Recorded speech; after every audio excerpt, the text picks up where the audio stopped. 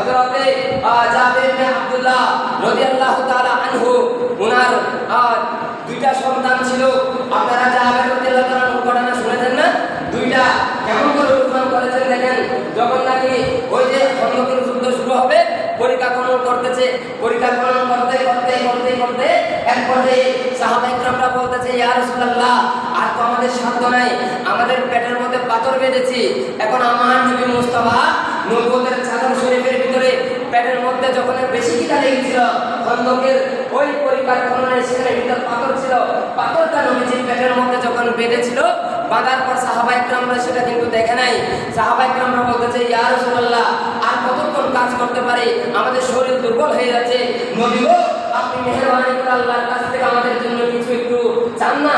আমরা একটু কিছু উপবাস থাকার পরেও যদি কিছু পাই, হয়তো বা আমরা এগুলো খাওয়ার পর আমাদের দেহের মধ্যে শক্তি সঞ্চারণ হবে।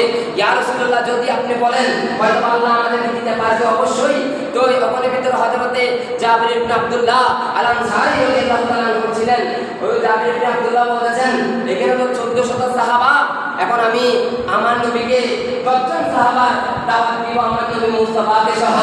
জোরে বলুন একটু সুবহানাল্লাহ। আমার নবী দেখেন, সেজন্য বলতেছে, প্যারা হাজরিন, নবীর মহব্বত কতটুকু যায়।